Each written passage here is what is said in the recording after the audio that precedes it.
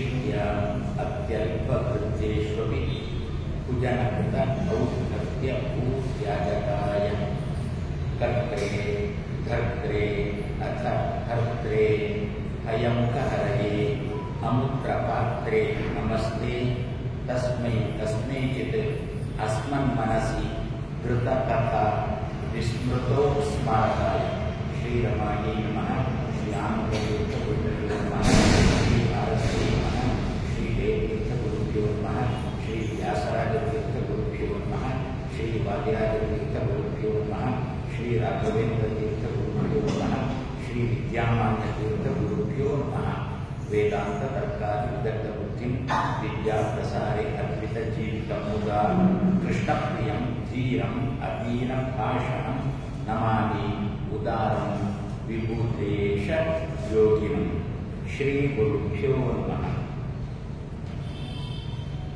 श्री पूर्णबोध गुरुतीर्थ पयोधिपारा गुरु राघवेन्द्र वाक् देवता सहित अमुं विमलीकरोतु।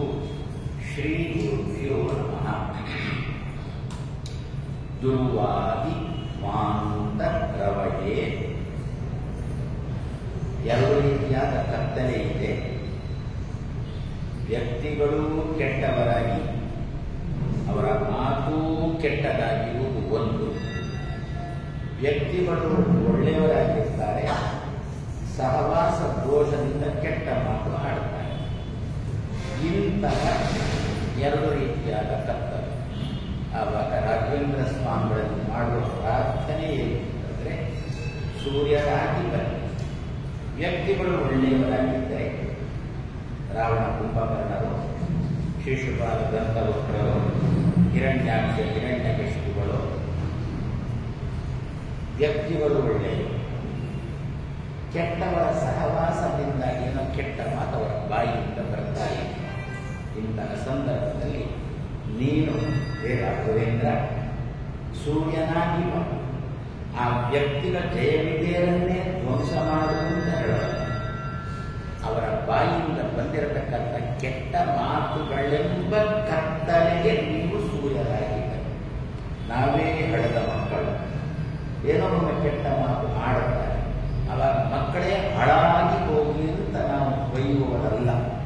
ಹೆತ್ತ ತಾಯಿಗೆ ಹೆಗ್ಗಣ ಮುದ್ದು ಅಂತ ಹೇಳಿದಂತೆ ಮತ್ತೆ ಮಗುವಿನ ಬಾಯಿಂದ ಕೆಟ್ಟ ಮಾತು ಬಾರದಂತೆ ಮಾಡಿ. ಆ ಕೆಟ್ಟ ಮಾತಿನ ಕತ್ತಲೆಗೆ ನೀನು ಸೂರ್ಯನಂತೆ ಇರು. ಮುಂದೆ ನಮ್ಮ ಜೀವನ ಹೇಗೆ ಏನು ಅಂತ ಗೊತ್ತಾಗಲ್ಲ. ಈಗಂತೂ ಮಕ್ಕಳನ್ನು ಚೆನ್ನಾಗಿ ಬೆಳೆಸಿದ್ದೇವೆ ಅಂತ ಕೇಳಿದ್ದನ್ನು ಕೊಟ್ಟು ಬೆಳೆಸಿದ್ದೇವೆ ಅಂತಂದರೆ, ಚೆನ್ನಾಗಿ ಬೆಳೆಸಿದ್ದೇವೆ ಅಂತಂದರೆ, ಮತ್ತೆ ಒಳ್ಳೆಯ ಬುದ್ಧಿವಾದ ಹೇಳಿ ಸಂಸ್ಕಾರ ತುಂಬಿಸಿ ಆ ರೀತಿ ಬೆಳೆಸಿದ್ದೇವೆ ಅಂತ ಅರ್ಥ. ಇಂತಹ ಮಕ್ಕಳು ನಾಳೆ ದಿವಸ ಆ ಮಕ್ಕಳ ತಲೆಗೆ ದುರ್ಭಾವನೆ ಬರುವುದು ಖಂಡಿತ. ಏನದು? ಅಪ್ಪಮ್ಮನನ್ನು ಯಾವ ವೃದ್ಧಾಶ್ರಮಕ್ಕೆ ಸೇರಿಸುವಂತ ಹುಡುಕಲು ಶುರು ಮಾಡುತ್ತಾರೆ. ಹಾಗಾಗಿ ಇಂತಹ ವೃದ್ಧಾಶ್ರಮಕ್ಕೆ ಸೇರಿಸುವಿಕೆ ಎನ್ನುವ ವಿಚಾರ ಮಗುವಿನ ತಲೆಗೆ ಬಂದರೆ ಆ ಕತ್ತಲೆಗೆ ನೀವು ಸೂರ್ಯನಂತೆ ಮಗುವಿನ ತಲೆಯಲ್ಲಿ ಇಂತಹ ವಿಚಾರ ಬಾರದಂತೆ ನೋಡಿಕೊಳ್ಳಿ. ಮನೆಯಲ್ಲಿ ಮಗ ಮತ್ತೆ ಸೊಸೆ ಮಾತಾಡಿಕೊಳ್ಳುವುದು ಉಂಟು. ಒಂದು ಹೊಸ ವೃದ್ಧಾಶ್ರಮ ಆಗಿದೆ ಅಂತೆ, ಹೇಗುಂಟು ಅಂತ ನೋಡಿಕೊಂಡು ಬನ್ನಿ ಅಂತ ಇವಳು ಬರ್ತೇನೆ ಅಂತ ಯಾಕೆ ಅವ್ರು ನೋಡಿಕೊಂಡು ಬರ್ತೇನೆ ಅಂತ ಹೇಳಿದ ಅಂತ ಮಾಡಿ ಇವರನ್ನು ಸೇರಿಸಿ ಅವರು ವೃದ್ಧಾಶ್ರಮ ಅದಕ್ಕೋಸ್ಕರ ನೋಡಿಕೊಂಡು ಬರ್ತೇನೆ ಅಂತ ಇದು ತಂದೆ ತಾಯಿಗಳ ಕಿವಿಗೆ ಕೇಳಿಸಿ. ಪ್ರಾಯಃ ಈಗಿನ ಕಾಲದಲ್ಲಿ ನೋಡಿದರೆ ವೃದ್ಧಾಶ್ರಮಕ್ಕೆ ಹೋಗಿ ತಂದೆ ತಾಯಿಗಳ ವಿಚಾರಿಸಿ ನಿಮ್ಮನ್ನು ಏನು ಮಾಡ್ತಾರೆ ಅಂತ ಕೇಳಿಸಿ ಏನಂತಾರೆ, ಮಗ ಮಾತ್ರ ಏನು ಸ್ವಾಮಿ, ಸೊಸೆಯೂ ಟಾಪು ಇಬ್ರು ಕೂಡ ಏನು ಇಂಜಿನಿಯರ್, ಸಾಫ್ಟ್ವೇರ್ ಹೃದಯದಲ್ಲಂತೂ ಇಲ್ಲ. ಹೃದಯದಲ್ಲಿ ಸಾಫ್ಟ್ ಇದ್ದಿದ್ದರೆ ಅಪ್ಪಮ್ಮನ ವೃದ್ಧಾಶ್ರಮಕ್ಕೆ ಹತ್ತಿರಲಿಲ್ಲ. ಹಾಗಾದ್ರೆ ಎಂತಹ ಇಂಜಿನಿಯರ್ಗಳೆಲ್ಲ ಮೃದುತ್ವವನ್ನು ಹುಡುಕಿಕೊಂಡು ಹೋಗಬೇಕು. ಎಲ್ಲಿ ವ್ಯಾರ್, ಸಾಫ್ಟ್ವೇರ್ ಎಲ್ಲಿ, ಮತ್ತೆ ಹಾರ್ಡ್ವೇರ್ ಹಾರ್ಡ್ವೇರ್ ಕಡೆ ಇರುತ್ತಲ್ಲೋ. ಇಂಥ ಸಂದರ್ಭದ ಹಾಗಾದರೆ ಆ ತಾಂತ್ರಿಕನ ಅಪ್ಪ ಅಮ್ಮ ವೃದ್ಧಾಶ್ರಮದಲ್ಲಿರ್ಬೋದು, ಲೆಕ್ಕ ಪರಿಶೋಧಕನ ಅಪ್ಪ ಅಮ್ಮ ವೃದ್ಧಾಶ್ರಮದಲ್ಲಿರ್ಬೋದು. ನೋಡೋಣ, ಒಬ್ಬ ರೈತ ತನ್ನ ಅಪ್ಪ ಅಮ್ಮನನ್ನು ವೃದ್ಧಾಶ್ರಮಕ್ಕೆ ಹಾಕಿದ್ದಲ್ಲ ನೋಡಿ. ಎಲ್ಲಿಯಾದ್ರೂ ಸಿಗುತ್ತಾ? ಯಾಕೆ? ಹಳ್ಳಿಯಲ್ಲಿ ಬೆಳೆದಿರತಕ್ಕಂಥವ ರೈತ ಚೆನ್ನಾಗಿ ಅವನಿಗೆ ಅವನ ಅಪ್ಪ ಅಮ್ಮ ಒಳ್ಳೆಯ ಶಿಕ್ಷಣ ಕೊಟ್ಟಿದ್ದಾರೆ. ಅದರಿಂದ ಸಾಯುವ ತನಕ ಅಪ್ಪ ಅಮ್ಮನ ತನ್ನ ಜೊತೆಗೆ ಇಟ್ಟುಕೊಂಡು ಸಾಕ್ತಾನೆ. ನಾವು ರಾಘವೇಂದ್ರ ಸ್ವಾಮಿಗಳು ಪ್ರತಿ ದಿವಸ ಪ್ರಾರ್ಥನೆ ಮಾಡೋಣ. ಯಾವಾಗ ನಮ್ಮ ಗರ್ಭದಿಂದ ಮಗು ಹೊರಗೆ ಬಂದು ಹೇಗೆ ಬರುತ್ತೆ ಅದು ಬೇರೆ ಆಗುತ್ತೆ. ಜನ್ಮಾಧ್ಯಕ್ಷೆ ಅಲ್ಲ ಅಂತಂದ್ರೆ ಅಲ್ಲಿಗೆ ಹೋಗಿಬಿಡುತ್ತೆ. ಹೇಗೆ ಬರುತ್ತೆ ಅಂತ ಹಾಗಾದ್ರೆ ಆ ಮಗು ಬಂದಂತ ಮಗು ಹೇಗೆ ಬರುತ್ತೆ ಅಲ್ಲ, ಹೇಗೆ ಇರುತ್ತೆ ಅಂತ ಹೇಳಿದ್ರು. ಆದ್ದರಿಂದ ಆರಂಭದಿಂದಲೇ ಗರ್ಭಿಣಿ ಆಗಿದ್ದಾಳೆ ಎನ್ನುವಲ್ಲಿಂದಲೇ ನಾವು ಪ್ರಾಯವನ್ನು ಪ್ರಾರ್ಥನೆ ಮಾಡೋಣ. ಮಗುವಿಗೆ ಏನಾದರೂ ದುರ್ಬುದ್ಧಿ ಬರುವುದಿದ್ದರೆ ಆ ದುರ್ಬುದ್ಧಿ ಎಂಬ ಕತ್ತಲೆಗೆ ರಾಘವೇಂದ್ರ ಸ್ವಾಮಿಗಳೇ ನೀವು ಸೂರ್ಯನಾಗಿ ಬನ್ನಿ. ದುರ್ವಾದಿ ವಾಂತರವಗೆ ಒಂದ ಕೆಟ್ಟ ವಾದಿಗಳು ಅಂದ್ರೆ ಜನರೇ ಕೆಟ್ಟವರು. ಉದಾಹರಣೆಗೆ ನಿಮ್ಮ ಟರ್ಕಿ ಎಂಬ ಉದ್ದೇಶ ಉಂಟಾ? ಯಾವ ಗೊತ್ತಾಯ್ತು ನಮಗೆ ಉಂಟು ಅಂತ ಹೇಳಿ ಪಾಕಿಸ್ತಾನಕ್ಕೆ ಮೊನ್ನೆ ಸಹಾಯ ಮಾಡೋದಕ್ಕೆ ಗೊತ್ತಾಯಿತು. ಟರ್ಕಿ ಎಂಬ ಉದ್ದೇಶ ಇತ್ತು. ಏನಾಗಿತ್ತು ಗೊತ್ತಾ? ಅಲ್ಲಿ ಪ್ರಬಲವಾದ ಭೂಕಂಪ ಬಂದಾಗ A to Z, ನಿಮ್ಮ ಆಂಗ್ಲ ಭಾಷೆಯಲ್ಲಿ ಮಾತಾಡೋದಾದ್ರೆ A to Z ಸಹಾಯ ಮಾಡಿದ್ದು ಭಾರತ. ಆದರೆ ಮೊನ್ನೆ ಸಿಂಧೂರ ಅಳಿಸುವ ಸಂದರ್ಭದಲ್ಲಿ ಪಾಕಿಸ್ತಾನಕ್ಕೆ ಬೆಂಗಾವಲಾಗಿ ಇಂಥವರನ್ನು ಏನ್ ಮಾಡಬೇಕು? ಅವರನ್ನೇ ತೆಗಿಬೇಕು. ಆದರೆ ಅವರನ್ನೇ ತೆಗೆಯುವುದಕ್ಕೋಸ್ಕರ ಸೂರ್ಯನಾಗಿ ಬನ್ನಿ ನೀವು ದುರ್ವಾದಿ ಸ್ವಾಂತ ರವಯೇ ವೈಷ್ಣವ ಇಂದೀವರ ಇಂದವೇ. ವೈಷ್ಣವರು ಅಂತ ಯಾರನ್ನು ಕರೀತಾರೆ? ಒಂದು ವೈಷ್ಣವರ ಲಕ್ಷಣವನ್ನು ಮೊನ್ನೆ ದಿವಸ ನೋಡಿದ್ದೀವಿ. ಹಿರಿಯರೊಂದು ಮಾತಾಡ್ತಾರೆ. ಯೇ ಕಂಠ ಲಗ್ನ ತುಳಸಿ ನಳಿನಾಕ್ಷ ಮಾಲಾ. ಕಂಠ ಲಗ್ನ ತುಳಸಿ ನಳಿನ ಅಕ್ಷ ಮಾಲ. ನಳಿನಾಕ್ಷ ಅಂದ್ರೆ ಕಮಲಾಕ್ಷ ಮಾಲ, ತುಳಸಿ ಮಾಲೆ ಕಮಲಾಕ್ಷಿ ಮಾಲೆ. ದೇವರ ಪೂಜೆಗೆ ಸಂದರ್ಭದಲ್ಲಿ ಎರಡೂ ಸಾಲಿ ನಮ್ಮ ಕೊರಳಲ್ಲಿ ಇರಬೇಕಂತೆ. ಏ ಕಂಠ ಲಗ್ನ ತುಳಸಿ ನಳಿನಾಕ್ಷ ಮಾಲ. ಏ ಪಾವು ಮೂಲ ಪರಿಚಿನ್ನಿತ ಶಂಖ ಚಕ್ರ. ಮುದ್ರಾಧಾರಣೆ ಯಾರು ಮಾಡಿಕೊಡ್ತಾರೋ ಏ ಊರ್ಧ್ವ ಪುಂಡ್ರ ಲಸತ್ ಊರ್ಧ್ವ ಪುಂಡ್ರ, ಒಂದು ಭರ್ಜರಿಯಾದ ಊರ್ಧ್ವ ಪುಂಡ್ರವು ಯಾರು ಹಾಕಿಕೊಂಡಿರ್ತಾರೋ ತೇ ವೈಷ್ಣವ ಭುವನ ಆಶು ಪವಿತ್ರ. ಇಂಥವರು ಲೋಕವನ್ನು ಪವಿತ್ರ ಮಾಡ್ತಾರಂತೆ. ಅವರ ಮೂಲಕ ಭಗವಂತ ಲೋಕವನ್ನು ಶುದ್ಧೀಗೊಳಿಸ್ತಾರಂತೆ. ಇಂತಹ ವೈಷ್ಣವರನ್ನು ನೈದಿಲೆ ಪುಷ್ಪ ಅರಳುವಂತೆ ಮಾಡೋ, ಆ ವೈಷ್ಣವರು ಲೋಕದಲ್ಲಿ ಚೆನ್ನಾಗಿ ಶೋಭಿಸುವಂತೆ ಮಾಡೋ, ಎಲ್ಲಿ ಹೋದರೂ ಕೂಡ ಅವರಿಗೆ ತಮಾಷೆ ಮಾಡದ ವ್ಯಕ್ತಿಗಳು ಇರುವಂತೆ ಮಾಡು. ಈಗಿನ ಕಾಲ ನಮ್ಮ ಕೆಲವು ಹುಡುಗರು ಭಾರಿ ಗಟ್ಟಿದ್ದಾರೆ, ತುಂಬಾ ಖುಷಿಯಾಗುತ್ತೆ. ಭರ್ಜರಿಯಾಗಿ ಊರ್ಧ್ವ ಪುಂಡ್ರ ಹಾಕಿಕೊಂಡು ತರಗತಿಗೆ ಹೋಗ್ತಾರೆ. ತರಗತಿಗೆ ಹೋದಾಗ ಇಲ್ಲಿ ತಮಾಷೆ ಮಾಡತಕ್ಕಂಥ ತಂದೆಗಳು ಇದ್ದೇ ಇರ್ತಾರೆ. ಏನು ಹಚ್ಚಿಕೊಂಡಿದ್ದೆ ಅಂತ ತಮಾಷೆ ಮಾಡು. ಅದಕ್ಕೆ ಒಂದು ಕಡೆ ಇರುವ ಕೇಳಿದೆ, ನಿನ್ನ ಮೈಗೆ ಹಚ್ಚಿದ್ದಲ್ಲಲ್ವಾ ಅಂತ. ಏನ್ ನನ್ನ ಮೈಗೆ ಹಚ್ಚಿಕೊಂಡದ್ದು? ನಾನು ನಿನ್ನ ಮೈಗೆ ಹಚ್ಚಿದ್ದಲ್ಲ ತಾನೆ. ಗಲಾಟೆ ಮಾಡ್ತಾರೆ. 4 ದಿವಸ ತಮಾಷೆ ಮಾಡಿ 5ನೇ ದಿವಸ ತೆಪ್ಪಗಾಗ್ತಾರೆ. ಆದ್ದರಿಂದ ನಮ್ಮ ಮಕ್ಕಳು ಭರ್ಜರಿಯಾದ ಊರ್ಧ್ವವನ್ನು ಹಾಕಿಕೊಂಡು ಮಧ್ಯದಲ್ಲಿ ಛೇದನ ಮಾಡಿಕೊಂಡು ತರಗತಿಗೆ ಹೋದ್ರು ಅಂತಂದ್ರೆ ಅವರ ದಾರಿ, ಅವರ ಮುಂದಿನ ದಾರಿ ಯಾವುದೇ ಟ್ರಾಫಿಕ್ ಜಾಮ್ ಆಗದೆ ಅದಕ್ಕೆ ಮಧ್ಯದಲ್ಲಿ ಚಿತ್ರ ಮಾಡುದು. ಯಾಕೆ ಯಾವ ಟ್ರಾಫಿಕ್ ಜಾಮು ಆಗಬಾರದು ಅಂತೇಳಿ ಮಧ್ಯದಲ್ಲಿ ಚಿತ್ರ ಮಾಡುದು. ಚಿತ್ರ ಮಾಡಿ ಮಾತ್ರ ಇನ್ನೊಂದು ನಾಮ ಹಾಕಬೇಡಿ, ಅದು ಶ್ರೀ ವೈಷ್ಣವ ಚಿತ್ರ ಮಾತ್ರ ಮಾಡಿ ಹಾಕುದ ಅಕ್ಷರಗಾರಕ್ಕೆ ಹಾಕಿ. ಅದರಲ್ಲಿ ಕೂಡ ಕೆಲವರೆಲ್ಲ ಗಲಾಟೆ ಉಂಟು. ಹಾಕುದಾದ್ರೆ ನೀವು ಹಾಕಬೇಕು, ವೈ ಹಾಕಬೇಕು ಅಂತ ಹೇಳಿ ನೋಡಿ ಎಲ್ಲ ಗಲಾಟೆ. ನನ್ನ ಹತ್ರ ಕೇಳಿದ್ರು ನೀವು ಹಾಕಬೇಕು, ನಾನಂದ್ರೆ ಯು ವೈ ಯಾಕೆ ಆದ್ದರಿಂದ ಒಳ್ಳೆ ಚಿತ್ರವಾಗಿ ಒಂದು ಊರ್ಧ್ವವನ್ನು ಹಾಕಿಬಿಟ್ರೆ ನಮ್ಮ ಮಗುವಿನ ಮುಂದಿನ ದಾರಿಗೆ ಯಾವುದೇ ಅಡ್ಡಿ ಆತಂಕಗಳು ಬರೋಲ್ಲ ಅಲ್ವೋ. ಈ ರೀತಿಯ ನಮ್ಮ ಮಕ್ಕಳು ಈಗಿನ ಮಕ್ಕಳು ಆ ರೀತಿಯಲ್ಲಿ ಗಟ್ಟಿಯಾಗಿದ್ದಾರೆ. ಇಂಥವರು ಅರಳಲಿಕ್ಕೆ, ಆಧ್ಯಾತ್ಮಿಕವಾಗಿ ಅರಳಲಿಕ್ಕೆ, ಲೌಕಿಕವಾಗಿಯೂ ಕೂಡ ಅರಳಲಿಕ್ಕೆ, ಏನು ಓದಲಿಕ್ಕೆ ಅಂತ ತರಗತಿಯಲ್ಲಿ ಸೇರಿಕೊಂಡಿದ್ದಾರೋ ಮುಂದೆ ಏನು ಆಗಬೇಕು ಅಂತ ಅವರ ಉದ್ದೇಶ ಇರುತ್ತೋ ಆ ಉದ್ದೇಶಕ್ಕೆ ಜನಿವಾರ ಅಡ್ಡಿ ಬಾರದೆ ಇರಲಿ. ಒಳ್ಳೆ ಬುದ್ಧಿಮತ್ತ ಉಂಟು. ಇವನನ್ನು ಸೇರಿಸೋಣ, ನಮ್ಮ ಕಂಪನಿಗೆ ತಗೊಳ್ಳೋಣ, ಇವನಿಗೆ ಮುಂಬಡಿಸಿ ಕೊಡೋಣ, ಇವನನ್ನು ಎತ್ತರಕ್ಕೆ ಏರಿಸೋಣ, ನಮ್ಮ ಕಂಪನಿಯನ್ನು ಚೆನ್ನಾಗಿ ನಡೆಸಿಕೊಂಡು ಹೋದ. ವೈಷ್ಣವ ಇಂದೀವರ ಇಂದವೇ. ಇಂದು ಅಂದ್ರೆ ಚಂದ್ರ ಅಂತ ಅರ್ಥ. ಚಂದ್ರನ ತಿಂಗಳು ತುಂಬ ತಂಪಲ್ವೋ, ನಮಗೆ ತುಂಬ ಮಾನಸಿಕವಾಗಿ ವ್ಯಥೆ ಆದಾಗ, ವೈಷ್ಣವರಿಗೆ ಮಾನಸಿಕವಾಗಿ ವ್ಯಥೆ ಆದಾಗ, ವೈಷ್ಣವರಿಗೆ ಹೋದಲ್ಲೆಲ್ಲ ಏನು ಅಡ್ಡಿ ಆತಂಕಗಳು ಇದ್ದಾಗ ರಾಘವೇಂದ್ರ ಸ್ವಾಮಿಗಳೇ ನನಗೆ ಚಂದ್ರನಾಗಿ ಬನ್ನಿ ಅಂತ ಪ್ರಾರ್ಥನೆ ಮಾಡೋಣ. ನಮ್ಮ ಮಕ್ಕಳ ಬಗ್ಗೆ, ನನ್ನ ಮಗು ಇವತ್ತು ಸಂದರ್ಶನಕ್ಕೆ ಹೋಗ್ತಾ ಇದೆ, ಒಳ್ಳೆ ಕಂಪನಿಯಲ್ಲಿ ನನ್ನ ಮಗು ಸಂದರ್ಶನ ಗೊತ್ತಾನೆ, ಇಂಟರ್ವ್ಯೂಗೆ ಸಂದರ್ಶನಕ್ಕೆ ಹೋಗ್ತಾ ಇದೆ. ಆವಾಗ ಆ ಮಗುವಿನ ಮುಖದಲ್ಲಿ ಊರ್ಧ್ವ ಪುಂಡ್ರವನ್ನು ನೋಡಿ ನಡಿಯಿಂದ ಹೇಳದೆ ಅವನನ್ನು ಕರೆಸಿಕೊಂಡು ಅವನ ಮುಖವೆಂಬ ಕಮಲವನ್ನು ನೈತಿರಿಯನ್ನು ಅರಳಿಸುವಂತೆ ಮಾಡಿ ರಾಘವೇಂದ್ರ ಸ್ವಾಮಿಗಳೇ ವೈಷ್ಣವ ಇಂದೀವರ ಇಂದವೇ. ಎಲ್ಲಿಯೂ ಕೂಡ ಎಲ್ಲ ಕಂಪನಿಯಲ್ಲೂ ಕೂಡ ಅವರ ಕಂಪನಿ ಮೇಲೆ ಬರಬೇಕಾದ್ರೆ ಯಾಕೆ ದೇವರು ನಡೆಸಿ ಬ್ರಾಹ್ಮಣರಿಗೆ ತಡೆ ಕಟ್ಟಿಕೊಡ್ತಾರೆ. ಇದು ಇಲ್ಲದಿದ್ದರೂ, ಭೂಜಾತ ಇಲ್ಲದಿದ್ದರೂ ಬುದ್ಧಿ ಬಲಗಳು ಚೆನ್ನಾಗಿ ಕೊಟ್ಟಿದ್ದಾರೆ. ಬಹಳಷ್ಟು ಜನ ಬೆಂಗಾಳಿಗಳು ಇವರೆಲ್ಲ ತಮ್ಮ ಶಾಲೆಗಳು ನಡೆಸ್ತಾರಲ್ಲ. ಕೆಲವು ಶಾಲೆಗಳಿಗೆ ನಾನು ಹೋಗಿದ್ದೆ, ಯಾಕೆ ನಾನಾಗಿ ಹೋಗಿದ್ದಲ್ಲ, ಅವರಾಗಿ ಕರೆದಾಗಿ ಹೋಗಿದ್ದೆ. ಅಲ್ಲಿ ಯಾರ ಒಬ್ಬ ಅವರಿಗೆ ಹೀಗೆ ಮಾಡಿ ಅಂತ ಹೇಳಲಿಕ್ಕೆ ಹಿಂದಿರುವ ಬ್ರಾಹ್ಮಣ ಇದು ಬಿಡಿ.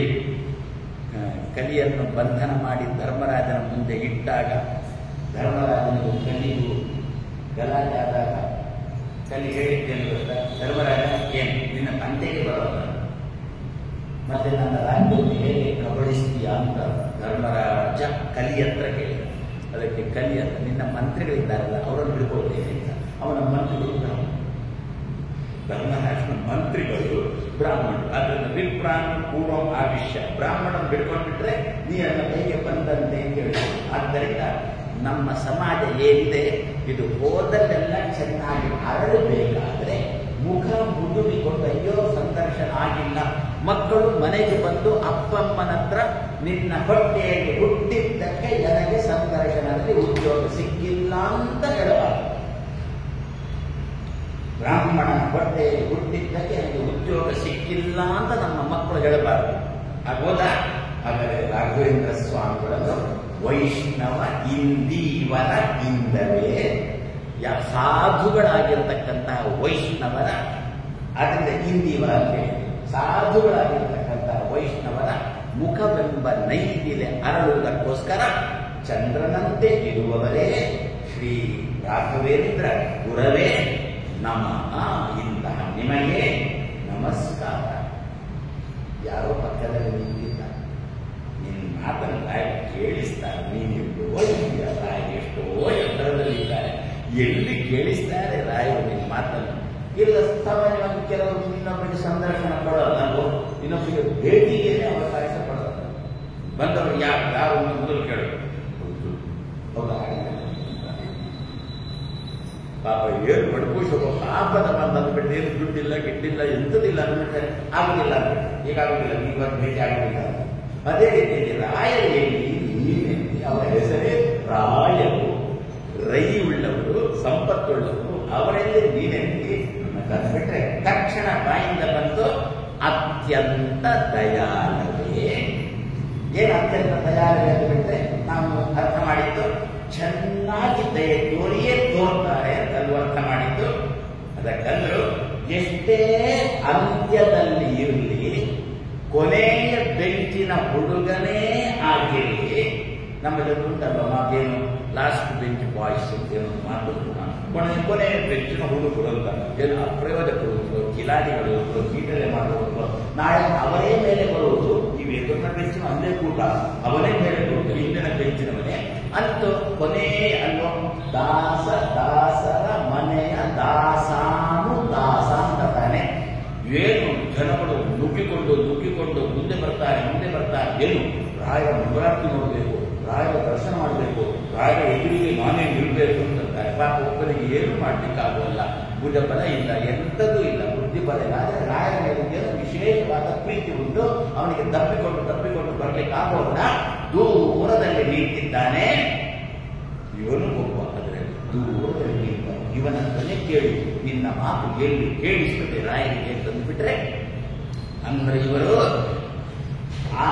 ಅಂತದಲ್ಲಿ ಇರುವವರಿಗೂ ಅತಿಯಾಗಿ ದಯಾ ಮಾಡುವರು ಅತಿ ಅಂತ ಅತ್ಯಂತ ದಯಾಳುವೇ ಒಂದು ರೀತಿಯಲ್ಲಿ ನೋಡಿದ್ರೆ ಕೊನೆಯಲ್ಲಿದ್ದವರೇ ಕಾಣೋದು ಹೀಗೆ ನೋಡುತ್ತಲ್ವ ನಾವು ಹೀಗೆ ನೋಡೋದು ಸ್ವಲ್ಪ ಕಮ್ಮಿ ಪಾಪ ನಾವೇನು ಮಾಡ್ತೇವೆ ಅಂದರೆ ಸ್ವಾಮಿಗಳ ಕೃಷ್ಣ ನಮ್ಮ ಮೇಲೆ ಬಿಡಬೇಕು ಸ್ವಾಮಿಗಳು ಕಾಲದಲ್ಲಿ ಕಾಲದ ಕತ್ತಲೆ ದೀಪದ ಕೂಡ ಕತ್ತಲೆ ಯಾವಾಗ ಮತ್ತೆ ಹೀಗೆ ನೋಡುದು ಹೇಗೆ ನೋಡಿದಾಗ ದೂರದಲ್ಲಿದ್ದವರೇ ಮೊದಲು ಕಾಣಿಸ್ತಾರೆ ಕತ್ತಲೆಂದು ಅಲ್ಲೇ ಕೂತ್ಕೊಂಡಿರ್ತಾರೆ ಅದಕ್ಕಂತ ದೂರದಲ್ಲಿ ನಾನು ಈ ಉಡುಪಿಗೆ ಬಂದರೆ ಕಿಂಡಿಗೆ ಮಂಡೆಗೂ ನೋಡುವವರು ಇರ್ತಾರೆ ಕೆಲವರು ಹಿಂದೆ ಜನ ಇದ್ದಾರೆ ಎಂದು ಬಂದಿದ್ರು ತಾವೇ ಮಂಡಿರು ತಾನು ಒಬ್ಬನೇ ಕೃಷ್ಣನ ಭಕ್ತ ಅಂತ ಭಾವಿಸಿಕೊಂಡು ಬಂದಿರ್ತಾರೆ ಅವರೆಲ್ಲ ಮಂಡೆ ಇಟ್ಟು ಈಚೆ ಬಂದ ಮೇಲೆ ಏನು ನೋಡಿದ್ಯಾಕ ಅಂದ್ಬಿಟ್ರೆ ಕೃಷ್ಣ ನೋಡಿದ್ದಲ್ಲ ವಜ್ರ ಕವಚ ನೋಡಿದ್ದು ವಜ್ರ ಕಿರೀಟ ನೋಡಿದ್ದಾರೆ ಕೃಷ್ಣ ನೋಡಿದ್ದೆ ದೂರದಲ್ಲಿದ್ದವರು ಮಾತ್ರ ಕಣ್ಣ ಮುಚ್ಚಿಕೊಂಡು ಅವ ಕೃಷ್ಣ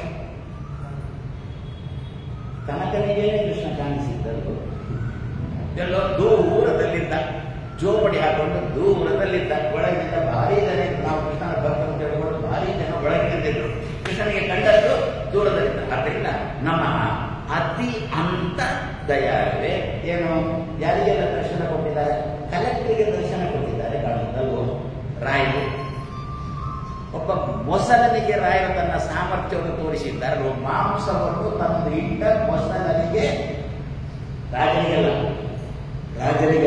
ರಾಜನ ಸೇವಕರು ಮೊಸಲ ರಾಜ ಇರಬಹುದು ಅವನ ಸೇವಕರನ್ನು ಮಾಂಸವನ್ನು ಬಂದಿಟ್ಟದ್ದು ರಾಜರು ಆ ಸೇವಕರಿಗೆ ತಾನೇ ತನ್ನ ಸಾಮರ್ಥ್ಯವನ್ನು ತೋರಿಸಿಕೊಟ್ಟದ್ದು ಕೆಲವು ಮನೆಗಳಲ್ಲಿ ಚಿತ್ರದುರ್ಗದಲ್ಲಿ ಈಗ ಆ ಮನೆಯಲ್ಲಿ ಯಾರಿದ್ದಾರೆ ಅಂತ ಗೊತ್ತಿಲ್ಲ ಸುಮಾರಾಗಿ 87ನೇ ಇಸವಿಯ ಕಥೆ ಒಂದು ಮನೆಯಲ್ಲಿ ನಮ್ಮನ್ನು ಪೂಜೆಗೆ ಕರ್ಕೊಂಡು ಹೋಗಿದ್ರು ಆ ಮನೆ ಯಜಮಾನ ಭಾರಿ ರಾಘವೇಂದ್ರ ಭಟ್ಟ ಮನೆಯಲ್ಲಿ ತುಂಬ ರಾಯರ ಫೋಟೋಗಳನ್ನೆಲ್ಲ ಹಾಕಿಕೊಂಡು ರಾಯರ ತುಂಬ ಮಾಡಿಕೊಂಡಿರುವ ಒಬ್ಬಳು ಕೆಲಸದವರು ಗುಡಿಸುವುದು ಹೊರಿಸುವುದು ಇಷ್ಟೇ ಕೆಲಸಗಳು ಒಂದು ದಿವಸ ಯಜಮಾನ ಮನೆಯಲ್ಲಿ ದೇವರ ಪೂಜೆ ಮಾಡಿ ರಾಯರ ಪೂಜೆ ಮಾಡಿ ತನ್ನ ಕೆಲಸಕ್ಕೆ ಅಂತ ವ್ಯವಹಾರಕ್ಕೆ ಅಂತ ಹೊರ ಹೋಗಿದ್ದಾನೆ ಇವಳು ಗುಡಿಸ್ತಾ ಇದ್ದಾಳೆ ಅಂತೆ ಯಾರೋ ಒಬ್ಬರಿಗೆಯಿಂದ ಇಳಿದುಕೊಂಡು ಹೋದಂತೆ ಅವಳು ಯಜಮಾನ ಬಂದ ಸಾಯಂಕಾಲ ವ್ಯವಹಾರ ಮುಗಿಸಿಕೊಂಡು ಯಜಮಾನ ಹತ್ರ ಹೇಳಿದ್ರು ಯಾರೋ ಗಟ್ಟದಾರಿಗಳು ಒಬ್ಬರಿಗೆಲ್ಲ ಇಳುಕೊಂಡು ಹೊರ ಹೋದ್ರು ಅಂತ ಹೇಳಿದ್ರು ಹೇಗಿದ್ರು ಅಂತಂದಾಗ ಮನೆಯಿಂದ ಪಟ ಒಂದು ರಾಯ ಮನೆಯ ಯಜಮಾನಿಗೆ ರಾಯರ ದರ್ಶನ ಕೊಟ್ಟಿಲ್ಲ ಗುಡಿಯೊಳಗೆ ಕೂತ್ಕೊಂಡು 24 ಗಂಟೆ ಕೂತ್ಕೊಂಡು ಜಪ ಮಾಡತಕ್ಕಂಥ ರಾಯರೇ ಅಂತ ಹೇಳ್ತಕ್ಕಂಥ ದರ್ಶನ ಕೊಟ್ಟಿಲ್ಲ ಕಸಪಡಿಸುವವರಿಗೆ ದರ್ಶನ ಕೊಟ್ಟರು ಭಜಲಾಂ ಕಲ್ಪವೃಕ್ಷ ರಾಯರ ಗುಡಿಯನ್ನು ಸ್ವಚ್ಛ ಮಾಡುವ ಕೆಲಸವನ್ನು ಮಾಡುವ ಈ ರಾಯರ ಗುಡಿಯನ್ನು ಇದು ರಾಯರ ಗುಡಿ ತಾನೆ ಈ ರಾಯರ ಗುಡಿಯನ್ನು ಕೂಡ ಪ್ರತಿ ದಿವಸ ನಾವೇ ಕಸ ಬಳಿದು ಶುದ್ಧ ಮಾಡಿ ಸ್ವಚ್ಛ ಮಾಡತಕ್ಕಂಥ ಕೆಲಸವನ್ನು ಮಾಡೋಣ ರಾಯರು ಇಲ್ಲಿಯೇ ನಮಗೆ ದರ್ಶನ ಕೊಡ್ತಾರೆ ಆದ್ರಿಂದ ನಮಃ ಅತಿ ಅಂತ ದಯಾಳುವೇ ಕೊನೆಯಲ್ಲಿರತಕ್ಕಂತಹ ವ್ಯಕ್ತಿಗೂ ಕೂಡ ತಾನು ದರ್ಶನವನ್ನು ಕೊಡತಕ್ಕಂತಹ ರಾಯರೇ ನಿಮಗೆ ನಮಃ ಪೂಜ್ಯಾಯ ರಾಘವೇಂದ್ರಾಯ ಸತ್ಯಧರ್ಮರತಾಯ ಚ ಭಜತಾಂ ಕಲ್ಪವೃಕ್ಷಾಯ ನಮತಾಂ ಕಾಮಧೇನುವೆ ಅಷ್ಟೇ ಅಲ್ಲ ದುರ್ವಾದಿಧ್ವಾಂತರವೇ ವೈಷ್ಣವ ಹಿಂದೀವರ ಹಿಂದವೇ ಶ್ರೀ ರಾಘವೇಂದ್ರ ಗುರವೇ ಮಮ ಅತ್ಯಂತ ದಯಾಲವೇ ನಮ ನಮ್ಗೆ ಗೊತ್ತು ನೀವು ಬೈತೀರಿ ನನಗೆ ಯಶವಂತ ಅಷ್ಟೇ ಹೇಳ್ತಿದ್ದೆವು ಜಯ ರಾಘವೇಂದ್ರಾಯ ಸತ್ಯಧರ್ಮರತಾಯ ಚ ಭಜತಾಂ ಕಲ್ಪವೃಕ್ಷಾಯ ನಮತಾಂ ಕಾಮಧೇನುವೆ ಕೇಳಿಕೊಂಡು ಯಾರ ಹತ್ರನೂ ಹೋದೆವು ಆ ಮುಟ್ಟಿದ್ದೆಲ್ಲ ಕಣ್ಣಾದಾಗ ಯಾರ ಬಳಿಗೆ ಹೋದೆವು ಹೋದಾಗ ರಾಯರ ಜಪ ಮಾಡು ಅಂತಂದ್ರು. ಏನು ಅಂತ ಕೇಳಿದ್ದಕ್ಕೆ ಪೂಜ್ಯಾಯ ರಾಘವೇಂದ್ರಾಯ ಸತ್ಯಧರ್ಮರದಾಯ ಭಜತಾಂ ಕಲ್ಪವೃಕ್ಷಾಯ ನಮತಾಂ ಕಾಮಧೇನವೇ ಅಂತಂದ್ರು. ಎಷ್ಟು ಸಲ ಅಂತಂದೆ? 108 ಸಲ ಅಂತಂದ್ರು. ಸುಲಭ ಇತ್ತು. ಈ ಅನುಮಾಸ್ವಾಮಿಗಳು ಅದು ಅರ್ಥವೇ ಆಯಿತು. ಪೂಜ್ಯಾಯ ರಾಘವೇಂದ್ರಾಯ ಸತ್ಯಧರ್ಮರದಾಯ ಭಜತಾಂ ಕಲ್ಪವೃಕ್ಷಾಯ ನಮತಾಂ ಕಾಮಧೇನವೇ ಅಂತಂದ್ಬಿಟ್ಟು ರಾಯರೇ ಕೇಳ್ತಾರೆ. ಏನು ಪ್ರಶ್ನೆ ಮಾಡ್ತಾರೆ ರಾಯರು. ಮತ್ತೆ ನಿಮಗೆ ನಮಸ್ಕಾರವನ್ನು ಮುಂದಿನ ಶ್ಲೋಕದಲ್ಲಿ ಉಂಟು. ಅಂದರೆ ಮುಂದಿನ ಶ್ಲೋಕವನ್ನು ಸೇರಿಸಿಡಬೇಕು ಅಂತೇಳಿ ಮೊದಲೇ ನಮಗೆ ಪುರುಸೋತಿಲ್ಲ. ಸಾರ್ಥಕ್ಕೆ ಇದನ್ನು ಸೇರಿಸಿಕೊಂಡು ಎಷ್ಟೇ ಕೈ ಹೇಳುವುದನ್ನು ಹೇಳಿ ನಾವಿರುವುದೇ ಬಯಸಿಕೊಳ್ಳುವುದು. ಸ್ವಾಮಿಗಳು ಇರುವುದೇ ಬಯಸಿಕೊಳ್ಳುವುದು. ತುಂಬ ಖುಷಿ ನನಗೆ ಬೈದೆ ಅಂತಂದು ನಿಂದಕರು ಇರಬೇಕು, ನಿಂದಕರು ಇರಬೇಕು. ಯಾಕೆ ಶುದ್ಧಿ ಆಗುವುದಕ್ಕೋಸ್ಕರ ನಾನು ಮೊನ್ನೆನೇ ಹೇಳಿದ್ದೆ. ಮೋದಿಗೂ ಕೂಡ ನಿಂದಕರು ಇರಬೇಕು. ಯಾಕೆ ಮೋದಿ ಶುದ್ಧ ಆಗಬೇಕು. ಅದನ್ನ ನಿಂದಕರು ಇರಬೇಕು. ಅಲ್ಲ, ಅಶುದ್ಧ ಆಗಿದ್ದಾಗ ಒಂಚೂರು ಅಶುದ್ಧ ಆಗಿದ್ದಾರೆ. ಯಾಕೆ 2 ಸಲ ಚುನಾವಣೆಯಲ್ಲಿ ಬಿಜೆಪಿಗೆ ಮುಂದೂಡೋಕ್ಕಿಂತ ಜಾಸ್ತಿ ಬರುವುದು. ಮೊನ್ನೆ ಚುನಾವಣೆ ಒಂಚೂರು ಕಮ್ಮಿ ಬರುವುದು. ಅದರಿಂದ ಏನೋ ಒಂಚೂರು ಕಶ್ಮೀರ ಸೇರಿಕೊಂಡಿದೆ ಅಂತ ಅರ್ಥ ಬರುತ್ತೆ. ಆ ಕಶ್ಮೀರ ಹೋಗ್ಬೇಕು ಅಂತಂದ್ರೆ ಪ್ರತಿ ದಿವಸ ಇಂತಹ ನಿಂದಕರಿರಬೇಕಾದ್ರೆ ಅವರ ಶಕ್ತಿ ತುಂಬುವುದಕ್ಕೋಸ್ಕರ 4 ಚರಣದ್ದಲ್ಲ 8 ಚರಣ, 8 ಪಾದ. ಪೂಜ್ಯಾಯ ರಾಘವೇಂದ್ರಾಯ ಸತ್ಯಧರ್ಮರತಾಯ ಭಜತಾಂ ಕಲ್ಪವೃಕ್ಷಾಯ ನಮತಾಂ ಕಾಮಧೇನವೇ ದುರ್ವಾದಿತ್ವಾಂತರವೇ ವೈಷ್ಣವ ಇಂದೀವರ ಇಂದವೇ ಶ್ರೀ ರಾಘವೇಂದ್ರ ಗುರವೇ ನಮಃ ಅತ್ಯಂತ ದಯ. ಈ 8 ಚರಣದಿಂದ ರಾಯರನ್ನು ಸ್ತೋತ್ರ ಮಾಡಿದರೆ ರಾಯರ ಉಪಾಸ್ಯ ಮೂರ್ತಿ ಯಾರು? ಹಾಡಿನ ಉಪಾಸ್ಯ ಮೂರ್ತಿ. ಮಧ್ವರು ಕೊಟ್ಟ ಉಪಾಸ್ಯ ಮೂರ್ತಿ ರಾಮ. ಹಾಡಿನ ಉಪಾಸ್ಯ ಮೂರ್ತಿ ಇಂದು ಎನಗೆ ಗೋವಿಂದ ಕೃಷ್ಣ. ಕೃಷ್ಣ ಯಾರು? ಅಷ್ಟಪ್ರಿಯ ಕೃಷ್ಣ. ಆ ಕೃಷ್ಣ ತುಂಬಾ ಪ್ರೀತನಾಗ್ತಾನೆ. ಆ ದೃಷ್ಟಿಯಲ್ಲಿ ಇದನ್ನು ಮಾಡೋಣ ಅಂತ ಹೇಳ್ತಾ ಹೇಗೆ ರಾಘವೇಂದ್ರ ಸ್ತೋತ್ರ ಆರಂಭ ಆಗಿದೆ, ಒಂಚೂರು ಅದನ್ನು ಮುಟ್ಟಿ ಬಿಡೋದು. ಶ್ರೀ ಪೂರ್ಣ ಬೋಧ ಗುರುತೀರ್ಥ ಪಯೋಧಿಪರ ಗುರು ರಾಘವೇಂದ್ರ ವಾಕ್ ದೇವತಾ ಸಹಿತ ಅಮುಂ ವಿಮಲೀಕರೋದು. ಅಪ್ಪಣ್ಣಾಚಾರ್ಯರಂತ ಇದ್ದಾರೆ. ಯಾವ ಅಪ್ಪಣ್ಣಾಚಾರ್ಯ ರಾಯರ ಭಾರೀ ಭಕ್ತರೋ ಅವರೇ ಈ ಮಾತನ್ನು ಹೇಳಿಕೊಳ್ಳುವುದು ಅಂತಂದ್ರೆ ಅವರಿಗಾಗಿ ಹೇಳಿಕೊಂಡದ್ದಲ್ಲ, ನಮ್ಮ ನಿಮ್ಮಂತವರಿಗೆ ಹೇಳಿಕೊಂಡದ್ದು. ಏನು? ಅಮು ಅಂತಂದ್ರೆ ಇವನನ್ನು, ಅಮು ಅಂತಂದ್ರೆ ಇವಳನ್ನು. ನಾವು ನಮ್ಮನ್ನೇ ತೋರಿಸಿಕೊಳ್ಳುವುದು. ಅಮು ವಿಮಲೀಕರೋದು. ತುಂಬ ಕಶ್ಮಲ ಉಂಟು ಒಳಗಿನಿಂದ. ಮಾನಸಿಕ ಕಶ್ಮಲನೋ ದೈಹಿಕ ಕಶ್ಮಲನೋ. ರಾಯರು ಶಸ್ತ್ರಚಿಕಿತ್ಸೆಯೂ ಮಾಡ್ತಾರಲ್ಲ, ಆದರೆ ದೈಹಿಕವಾಗಿ ಕಾಯಿಲೆ ಇದ್ರೆ ಅದಕ್ಕೂ ಚಿಕಿತ್ಸೆ ಕೊಡ್ತಾರೆ, ಮಾನಸಿಕ ಕಾಯಿಲೆ ಇದ್ರೆ ಅದಕ್ಕೂ ಚಿಕಿತ್ಸೆ ಕೊಡ್ತಾರೆ. ಅಲ್ವೋ ರಾಘವೇಂದ್ರ ಸ್ವಾಮಿಗಳು? ಅಂತೂ ಈ ಗುಡಿ ಕಲುಷಿತ ಆಗಿದೆ. ಗುಡಿ ಕಲುಷಿತ ಆಗಿದ್ದರೆ ಅದನ್ನು ಶುದ್ಧ ಮಾಡುವುದು ಯಾವುದು? ಒಂದ ಗೋಮೆ ಮುಟ್ಟಕ್ಕೆ ನಮಗೆ ಸ್ವಲ್ಪ ಏನೋ ಕಸಿಬಿಸಿ ಅಲ್ವ? ಹಾಗಾದ್ರೆ ಗಂಗಾಜಲ ತುಂಬ ಪವಿತ್ರವಾದ ಗಂಗಾಜಲ. ದೇವತಾ ಸರಿತ್, ದೇವತೆಗಳ ನದಿ ಅಂತಂದ್ರೆ ಗಂಗೆ ಅಂತ ಅರ್ಥ. ದೇವತಾ ಸರಿತ್, ದೇವಲೋಕದಲ್ಲಿ ಹರಿದುಕೊಂಡು ಬರತಕ್ಕಂಥ ಸರಿತ್ ನದಿಯು, ಗಂಗಾ ನದಿಯು ನನ್ನನ್ನು, ಇವನನ್ನು ಅಂತಾರೆ. ನನ್ನನ್ನು ಕೇಳಿಕೊಳ್ಳಲ್ಲ, ಇವನನ್ನು ಅಂತಾರೆ. ಈ ದೇಹವನ್ನು ಅಂತಾರೆ, ಈ ಮನಸ್ಸನ್ನು ಅಂತಾರೆ ವಿಮಲೀಕರು. ಯಾಕೆ? ಮುಂದೆ ರಾಘವೇಂದ್ರ ಸ್ವಾಮಿಗಳ ಸ್ತೋತ್ರವನ್ನು ಈ ಬಾಯಿಂದ ಹೇಳಬೇಕಾಗಿದೆ. ರಾಯರ ಸ್ತೋತ್ರ ಹೇಳಬೇಕಾದರೂ ಕೂಡ ದೇಹಕ್ಕೆ ಪಾವಿತ್ರ್ಯ ಬೇಕು. ಆ ಪಾವಿತ್ರ್ಯವನ್ನು ತಂದು ಕೊಡುವವಳು ಗಂಗೆ. ಏನದು ಗಂಗೆ? ಮತ್ತೆ ಯಾವುದೂ ಅಲ್ಲ, ಗುರು ರಾಘವೇಂದ್ರ ವಾಕ್. ಅವರ ಮಾತು. ಏನವರ ಮಾತು? ಎಂತಹ ಮಾತು ಅವರದ್ದು? ಪರಿಮಳ ಭರಿತವಾದ ಮಾತಿಗೆ ಹೆಸರೇ ಪರಿಮಳ. ನಾವಾದರೂ ಅದಕ್ಕೇನು ಹೆಸರು? ಭಾರಿ ಶ್ರೀಮಂತರು ಉಣ್ಣುವ ಅಕ್ಕಿಗೆ ಬಾಸುಮತಿ ಅಕ್ಕಿ ಇಲ್ಲ. ಆ ಅಕ್ಕಿಯನ್ನು ಮಾಡಿ ನನ್ನ ಪರಿಮಳ ಬರಬೇಕು. ಸಾರು ಸಾಂಬಾರು ಪರಿಮಳ ಬರಬೇಕು. ಚಕ್ಕುಲಿ ದೋಸೆ ಪರಿಮಳ ಬರಬೇಕು. ಪಾಪ ಕೆಲವರು ಮಾಡ್ತಾರೆ, ಪ್ರೀತಿಯಿಂದ ಮಾಡ್ತಾರೆ, ಶ್ರದ್ಧೆಯಿಂದ ಮಾಡ್ತಾರೆ. ಗಂಡನ ಮೇಲೆ ತುಂಬ, ಮಕ್ಕಳ ಮೇಲೆ ತುಂಬ ಪ್ರೀತಿಯಿಂದ ಮಾಡ್ತಾರೆ. ಆದರೆ ಆ ದೋಸೆ ತುರ್ದು ಮಾಡಿ ಮೂಗಿಗೆ ಒತ್ತಿದ್ದು ಅದರ್ಥ. ಹೌದಾ? ಹಾಗಾದ್ರೆ ಅಡಿಗೆ ಮಾಡಲಿಕ್ಕೆ ಶುರು ಮಾಡುವಾಗಲೇ ರಾಘವೇಂದ್ರ ಸ್ವಾಮಿಗಳ ಗ್ರಂಥ ಉಂಟಲ್ಲ, ಸುಧಾಕ್ಕೆ ತಾನೇನು ವ್ಯಾಖ್ಯಾನ ಮಾಡಿದ್ದಾರೆ. ಸುಧಾ ಟೀಕಾರಾಯಣ ಸುಧಾ, ಅದೊಂದು ಅಡಿಗೆ. ಸುಧಾ ಅಮೃತದ ಅಡಿಗೆ. ಅದೊಂದು ಅವರ ಅಡಿಗೆಗೆ ಅಮೃತ ಅಂತಲೇ ಹೆಸರು, ಸುಧಾ ಅಂತಲೋ. ಅದಕ್ಕೆ ಪರಿಮಳ ತಂದುಕೊಂಡವರು ರಾಘವೇಂದ್ರ ಸ್ವಾಮಿ. ಆದ್ದರಿಂದ ಟೀಕಾರಾಯರ ಅಡಿಗೆಗೆ ಪರಿಮಳವು ಟೀಕಾರಾಯರ ಅಡಿ ವಿಶೇಷವಾಗಿ ಪರಿಮಳ ಬರೋದು ಯಾವಾಗ ಗೊತ್ತಾ? ಒಗ್ಗರಣೆ ಹಾಕಿ. ಆ ಒಗ್ಗರಣೆನ ಹಾಕುವ ಕೆಲಸ ಮಾಡಿದವರೇ ರಾಘವೇಂದ್ರ ಸ್ವಾಮಿ. ಅಂದರೆ ಎಷ್ಟು ನಮ್ಮ ಜೊತೆಗೇನೆ ಓಡಾಡ್ತಾರವರು ರಾಘವೇಂದ್ರ ಸ್ವಾಮಿ. ಒಗ್ಗರಣೆ ಹಾಕಿಲ್ಲ ಅಂದ್ರೆ ನಾವು ಊಟ ಮಾಡಲಿಕ್ಕೆ ಕಷ್ಟ ಉಂಟು. ಆ ಅನ್ನ ಅಡಿಗೆ ಊಟ ಮಾಡಲಿಕ್ಕೆ ಕಷ್ಟ ಉಂಟು, ನಮಗೆ ಹಿಡಿಸೋಲ್ಲ ಆ ಅನ್ನ. ಈಗ ರಾಘವೇಂದ್ರ ಸ್ವಾಮಿಗಳ ಪರಿಮಳ ಇರ್ತಕ್ಕಂಥ ಗ್ರಂಥ ಇಲ್ಲ ಅಂದ್ರೆ ಸುಧಾ ಅರ್ಥ ಆಗುವುದಿಲ್ಲ, ಸುಧಾ ಜೀರ್ಣ ಬರೋಲ್ಲ. ಅಡಿಗೆ ಜೀರ್ಣ ಕಾಳೋರು ಭಾರಿ ವಿದ್ವಾಂಸ, ಭಾರಿ ಅಂದ್ರೆ ಭಾರಿ. ಅವರಂತೂ ಕೂಡ ತಿಳ್ಕೊಂಡಿದ್ದಾರೆ ನಾವು ವಿದ್ವಾಂಸ. ಸಾಮಾನ್ಯವಾಗಿ ವಿದ್ವಾಂಸರಿಂದ ಹೇಗಿರಬೇಕು ಅಂತಂದ್ರೆ ಇನ್ನೊಬ್ಬ ಹೇಳಬೇಕು ನೀವು ವಿದ್ವಾಂಸರು ಅಂತ. ಇದು ಹಾಗಲ್ಲ, ಪಂಡಿತರು ಕೂಡ ತಿಳ್ಕೊಂಡಿದ್ದಾರೆ, ನಾನು ದೊಡ್ಡ ವಿದ್ವಾಂಸ ಅಂತ ಹೇಳುವುದು. ಸುಧಾ ಪಾಠ ಮಾಡ್ತಾ ಇದ್ದಾರೆ, ಯಾವುದೋ ಒಂದು ಶಬ್ದಕ್ಕೆ ಅರ್ಥ ಆಗಿಲ್ಲ. ಆಕೆ ನೋಡಿದ್ರು, ಈಕೆ ನೋಡಿದ್ರು, ಬೇರೆ ಕೋಶಗಳನ್ನೆಲ್ಲ ತೆಗೆದು ಜಪ್ಪಯ್ಯ ಅಂತಂದ್ರು ಆ ಶಬ್ದಕ್ಕೆ ಅರ್ಥ ಆಗಿಲ್ಲ. ಆ ಶಬ್ದಕ್ಕೆ ಅರ್ಥ ಆಗಿಲ್ಲ, ಪಾಠ ಮುಂದೆ ಹೋಗ್ಬೋದು. ಮಕ್ಕಳು ಬಿಡ್ತಾರ ಸ್ವಾಮಿ ಆ ಶಬ್ದಕ್ಕರ್ಥ ಏನು ಅಂತ ಕೇಳ್ತಾರೆ. ಅಪ್ಪನ ಹತ್ರ ವಾಸುದೇವ, ಮತ್ತೆ ಗೇಹ ಭಟ್ರ ಹತ್ರ ವಾಸುದೇವ ಕೇಳಿದಂತೆ ಕೇಳೇ ಬಿಡ್ತಾರೆ. ಅದು ಗೊತ್ತಿಲ್ಲ ಅಂತಂದ್ರೆ ವಿಚಾರ ಹೋಗಿದ್ದು ಸ್ವಲ್ಪ ಜಾಸ್ತಿ. ಇವರು ಎಲ್ಲ ವ್ಯಾಖ್ಯಾನ ನೋಡಿ, ಪರಿಮಳದ ವ್ಯಾಖ್ಯಾನವನ್ನು ಬಿಟ್ಟು ನೋಡಿ. ಕೇಳಿದ್ದಕ್ಕೆ ಪರಿಮಳದ ವ್ಯಾಖ್ಯಾನ ಅಂತ ಕೇಳಿದ್ದಕ್ಕೆ ಅದರಲ್ಲೇನು ಇಲ್ಲ. ಅಷ್ಟು ವಿದ್ವಾಂಸ ಅಂತ ತಾನೇ ತಿಳ್ಕೊಂಡರು, ಅದರಲ್ಲಿ ಏನು ಇಲ್ಲ. ಆದರೆ ನಮಃ ಅತ್ಯಂತ ದಯಾಳದೆ ರಾಘವೇಂದ್ರ ಸ್ವಾಮಿ ಒಳ್ಳೆಯ ಚೇತನ. ಅದೇ ಒಳ್ಳೆಯವರ ಕೆಟ್ಟ ಮಾತು, ಒಳ್ಳೆಯವರ ಕೆಟ್ಟ ಮಾತು. ಆ ಕೆಟ್ಟ ಮಾತಿಗೆ ರಾಯರು ಸೂರ್ಯನಂತೆ ಬಂದರು.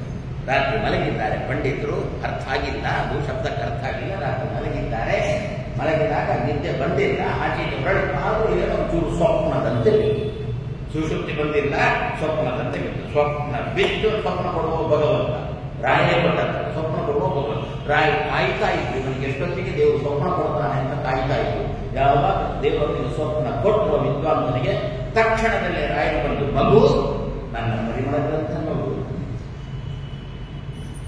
ಬೆನ್ನು ತಟ್ಟಿ, ವಿದ್ವಾಂಸನ ಬೆನ್ನು ತಟ್ಟಿ ಮಗು ಅಂತ ಸಂಬೋಧನೆ ಮಾಡಿ. ಅಂದ್ರೆ ಏನರ್ಥ? ನಿನಗೇನು ಗೊತ್ತಿಲ್ಲ, ನಿನ್ಗೇನು ಗೊತ್ತುಂಟು ಅಂತ ಹಾಗೆ ಜೋರು ಮಾಡಿಲ್ಲ. ಮಗು ಅಂತ ಬೆನ್ನು ತಟ್ಟಿ ನನ್ನ ಪರಿಮಳ ಗ್ರಂಥದಲ್ಲಿ ಶಬ್ದಕ್ಕೆ ಅರ್ಥ ಬರ್ತಿದ್ದೇನೆ ಅಂದಾಗ ತಟ್ಟನೆ ಎದ್ರು ಪರಿಮಳ ಗ್ರಂಥ ಏನರ್ಥ ಅಂತ ರಾಘವೇಂದ್ರ ಸ್ವಾಮಿ ಹೇಳಿಲ್ಲ. ಯಾಕೆ ಇನ್ನೊಂದು ಪ್ರಯತ್ನ ಮಾಡಬೇಕು. ಅದರಿಂದ ಎದ್ರು, ತಕ್ಷಣ ಎದ್ರು, ಗ್ರಂಥ ನೋಡಿದ್ರು, ಯಾವ ಶಬ್ದಕ್ಕೆ ಅರ್ಥ ಅರ್ಥ ಪರಿಮಳದಲ್ಲಿದ್ದು ಸುಧಾ ಪರಿಮಳ ಬಂತು. ಪಾಠ ಅಡಿಗೆ ಮುಂದೆ ಚೆನ್ನಾಗಿ ಸಾಗಿ. ಏನಿದು? ದುರ್ವಾದಿತ್ವಾಂತರವಯೇ ನಮಃ ಅತ್ಯಂತ ದಯಾಳು.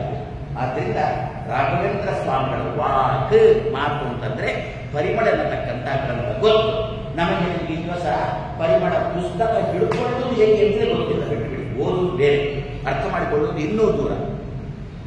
ಅಷ್ಟು ಎತ್ತರದ ಗ್ರಂಥನೂ ಕೂಡ ಹೌದು. ಹಾಗೆ ಮತ್ತೆ ನಮ್ಗೆ ಏನು ವಾಕ್ ಅಂತಂದ್ರೆ ರಾಘವೇಂದ್ರ ಸ್ವಾಮಿಗಳ ವಾಕ್ ನಮ್ಗೆ ಏನು ಅಂತಂದ್ರೆ ಇಂದು ನನಗೆ ಗೋವಿಂದನೇ ಗತಿಯಿಲ್ಲವ ಹಾಡು. ಅದಕ್ಕೋಸ್ಕರನೇ ಕಾಣ್ತಾ ಒಂದೇ ಹಾಡು ಕೊಟ್ಟದ್ದು ಸಾಕು. ಈ ಜನ್ಮದಲ್ಲಿ ನಿಮಗೆ ಒಂದು ಹಾಡು ಸಾಕು. ಪ್ರತಿ ದಿವಸ ಈ ಹಾಡನ್ನು ಹೇಳು. ಇಂದು ನನಗೆ ಗೋವಿಂದ ಏನು ನಿನ್ನಯ ಆಧಾರ ತೋರು ಮುಕುಂದನೆ. ಅದರಲ್ಲಿ ಇರುವುದೆಲ್ಲ ಏನು ತನ್ನ ಪೂರ್ವ ಜನ್ಮದೆಲ್ಲ ಅದರಲ್ಲೇ ಇರು. ದಾರುಣಾಗಿ ಒಬ್ಬರು ಬಾರನಾಗಿ ದಾರಿ ತಪ್ಪಿ ನಡೆದೆ, ಯಾರು ಬಾಕೀಕರಾಗಿ ದಾರಿ ತಪ್ಪಿ ನಡೆದೆ ಅಂತ ಅದೇ ಇರು. ಆದ್ರಿಂದ ಹಿಂದೆ ಯಾವಾಗ ನಾನು ಸುಧಾ ಪಾಠ ಅಂತ ಮಾಡಲಿಕ್ಕೆ ಶುರು ಮಾಡುತ್ತೇನೋ ಹಿಂದೆ ನನಗೆ ಗೋವಿಂದ ದಾರಿ ತೋರು. ಆ ಹಾಡನ್ನು ಪ್ರತಿ ದಿವಸ ನಾವು ಹಾಡೋಣ. ರಾಯರಿಗೆ ಖಂಡಿತ ದಾರಿ ತೋರಿಸಿದಾಗ. ಆದ್ರಿಂದ ವಾಕ್ ದೇವತಾ ಸರಿದೆ ಗುರು ರಾಘವೇಂದ್ರ ವಾಕ್ ದೇವತಾ ಸರಿ. ನಿಮ್ಮ ಮಾತೆಂಬ ನದಿಯು ಎನ್ನನ್ನು ಪವಿತ್ರವನ್ನಾಗಿ ಮಾಡಲಿ. ಈ ಹಾಡನ್ನು ಪ್ರತಿ ದಿವಸ ಹೇಳ್ತೇನೆ ನಾನು. ಈ ಹಾಡು ನನ್ನನ್ನು ಶುದ್ಧವನ್ನಾಗಿ ಮಾಡಲಿ. ವಾಕ್ ದೇವತಾ ಸರಿದೆ. ಚೂರು ಇದರದ್ದು ಹೇಳಿ ಮುಗಿಸಿಬಿಡ್ತೇನೆ.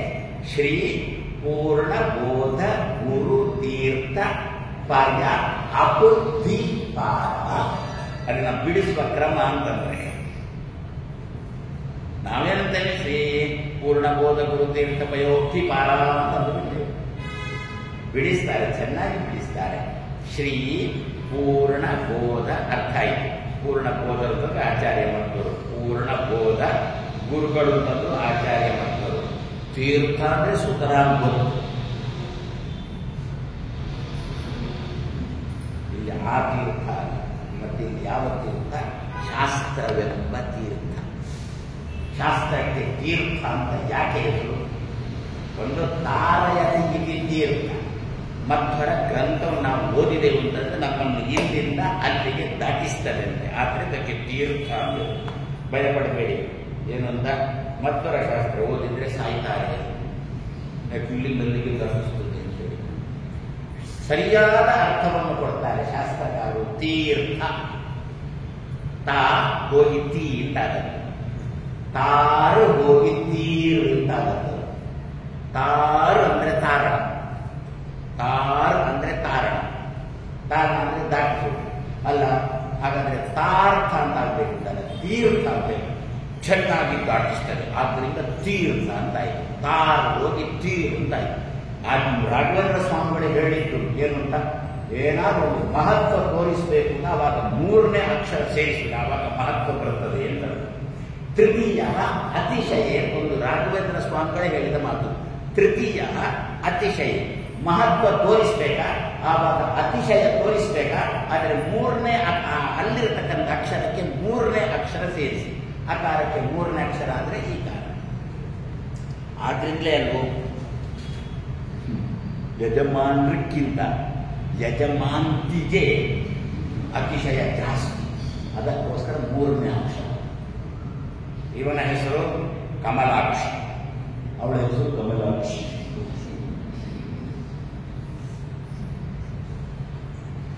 ಅಲ್ವೋ? ಈಗಿನವರ ಹೆಸರನ್ನು ಕೆದಕ್ತಾ ಹೋದರೆ ಹೆಣ್ಮಕ್ಳ ಹೆಸರಲ್ಲಿ ಕೊನೆಗೆ ಈ ಕಾಲಕ್ಕೆ ಯಾಕೆ ಏನೋ ಮಹತ್ವ ಮತ್ತೇನಿಲ್ಲ. ಅವಳು ಹೇಳಿದಂತೆ ಕೇಳುವುದೇ ಮಹತ್ವ. ಯಾಕೆ ಕೇಳಬೇಕು? ಕೇಳಿಲ್ಲ ಊಟನೇ ಇಲ್ಲ. ಊಟ ಹಾಗೆ ಕೂಡ ಬೇಕು ಉಪ್ಪು ಜಾಸ್ತಿ ಆಗುತ್ತೆ. ಇದು ಸಂಸ್ಕೃತದಲ್ಲಿ ಮಾತ್ರ ಅಲ್ಲ, ಬೇರೆ ಭಾಷೆಯಲ್ಲಿ ಬಂದಿದೆ. ಹಿಂದಿಯಲ್ಲಿ ಮುದುಕನಿಗೆ ಊಟ, ಮುದುಕಿಗೆ ಕೂಡಿ, ಹುಡುಗನಿಗೆ ಲಡ್ಕ, ಹುಡುಗಿಗೆ ಲಡ್ಕಿ, ಮುದುಕನಿಗೆ ಮುದುಕ, ಮುದುಕಿ. ಏನರ್ಥ ಹಾಗಾದ್ರೆ? ಅದಕ್ಕೆ ಕೃಷ್ಣ ಭೂಮಿಗೆ ಬಂದದ್ದು. ಹೆಣ್ಣುಮಕ್ಕಳಿಗೆ ಏನಾದರೂ ತೊಂದರೆ ಆದರೆ ಅದು ಯಾರೇ ಆಗಿ ಅವರನ್ನು ಬಿಡೋಲ್ಲ ಅಂತ ಹೇಳಿಕೊಂಡು ಆ ಹೆಣ್ಣುಮಕ್ಕಳಲ್ಲಿ ಅತಿಶಯ ಇದೆ, ಮಹತ್ವವಿದೆ ಅಂತ ಹೇಳಿಕೊಂಡು ಕೃಷ್ಣ ತನ್ನ ಭಾವನೆ ಆಗಿದ್ರು ಕೂಡ ದುರ್ಯೋಧನನ ಭೀಮನಿಂದ ಬಡಿಸಿಬಿಟ್ಟ. ಭಾವಕ್ಕಾಗಿ ಕೃಷ್ಣನಲ್ಲಿ ದುರ್ಯೋಧನ ಭಾವನನ್ನೇ ಬಡಿಸಿಬಿಟ್ಟ ಅಲ್ವೋ? ಹಾಗಾದ್ರೆ ತಾಳು ತೀರು. ತಾರು ಅಂತಂದ್ರೆ ದಾಟುವುದು. ಇಲ್ಲೇ ಎಲ್ಲ ದಾಟಿದ್ಬಿಟ್ರೆ ಸಂಸಾರದಲ್ಲಿದ್ದೇವೆ, ಭೂಮಿಯಲ್ಲಿದ್ದೇವೆ, ಏನೋ ಒಳ್ಳೆಯ ಕೆಲಸ ಮಾಡಿದೆವು, ಸತ್ಯವು, ಇಲ್ಲಿಂದ ದಾಟಿದೆವು. ಎಲ್ಲಿಗೆ ದಾಟಿದೆವು? ಸ್ವರ್ಗಕ್ಕೆ ದಾಟಿದೆವು. ಅಲ್ಲೇ ಕೊಡ್ತೀವೋ ಪುಣ್ಯ ಮುಗಿಯುವುದು ಅಂತಂದ್ರೆ ಪುನಃ ಇದೆ. ಆದ್ರಿಂದ ಇದು ಸರಿಯಾಗಿ ದಾಟಿದ್ದಲ್ಲ. ಅವನ ಪುರಕ್ಕೆ ಹೋದ ಮೇಲೆ ತಿರುಗಿ ಬಾರ ನಚ ಪುನರಾವರ್ತತೆ, ನಚ ಪುನರಾವರ್ತತೆ. ಹಾಗಾದ್ರೆ ಆ ದಾಟುವಿಕೆ ಅತಿಶಯ ಉಂಟಲ್ಲ, ಅದನ್ನ ತೀರಿ. ಮಧ್ವರ ಶಾಸ್ತ್ರ ಎಂತದ್ದು ಗೊತ್ತಾ? ಸ್ವರ್ಗ ತನಕ ಮಾತ್ರ ದಾಟಿಸುವಂತದ್ದಲ್ಲ. ಯಾಕೆ? ಸ್ವರ್ಗಕ್ಕೆ ಹೋದ್ರೆ ಪುನಃ ತಿರುಗಿ ಬರಬೇಕಾಗುತ್ತೆ. ಇದು ತಿರುಗಿ ಬಾರದ ರೀತಿಯಲ್ಲಿ ನಮ್ಮನ್ನು ದಾಟಿಸ್ತದೆ. ಆದ್ದರಿಂದ ತಾರು ಅಂತ ಹೇಳದೆ ತೀರು ಅಂತ.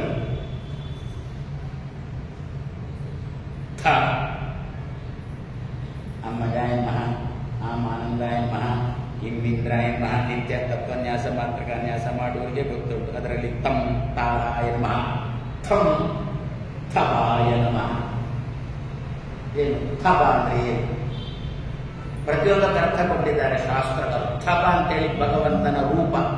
ಏನು ಥಬ ಅಂದ್ರೆ? ಥ ಅಂತಂದ್ರೆ ಪರಮ ಮಂಗಳ ಅಂತ ಅರ್ಥ. ಭಾ ಅಂತ ಬಿಟ್ಟರೆ ಬೆಳಕು ಅಂತ ಅರ್ಥ.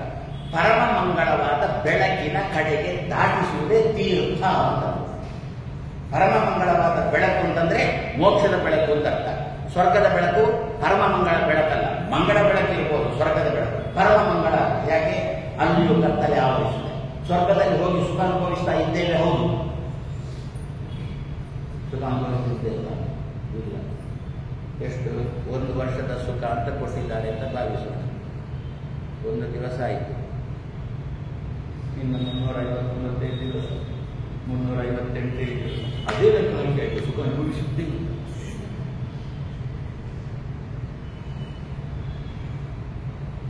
ನೀವು ಎಣಿಸ್ಬೋದು, ತುಂಬಾ ಜನ ಎಣಿಸ್ತಾರೆ. ಪಾಂಡವರನ್ನು ಕಾಡಿಗೆ ಅಟ್ಟಿದ ದುರ್ಯೋಧನ ಆರಾಮದಲ್ಲಿದ್ದ ಅಂತ. ಆರಾಮದಲ್ಲಿದ್ದಂದು ಪಾಂಡವರು, ದುರ್ಯೋಧನ 13 ವರ್ಷ, 1 ವರ್ಷ ಮುಗಿಯಿತು, 2 ವರ್ಷ ಮುಗಿಯಿತು, ಇದೇ ಲೆಕ್ಕದಲ್ಲಿದ್ದಾನೆ ದುರ್ಯೋಧನ. ಪಾಂಡವರು 1 ವರ್ಷ ಮುಗಿಯಿತು, 2 ವರ್ಷ ಮುಗಿಯಿತು, 3 ವರ್ಷ ಮುಗಿಯಿತು.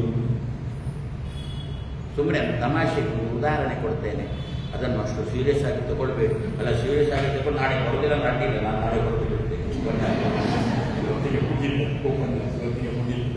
ಏನು ರಾಯನಿಗೆ 108 ಪ್ರದಕ್ಷಿಣೆ ಬರ್ತೇವಲ್ಲ, ಪ್ರದಕ್ಷಿಣೆ ಬರುವಾಗ ಒಂದೊಂದೇ ಪ್ರದಕ್ಷಿಣೆ ಆದಂತೆ ಮುಖದಲ್ಲಿ ಎಷ್ಟು ಖುಷಿ ಇತ್ತು.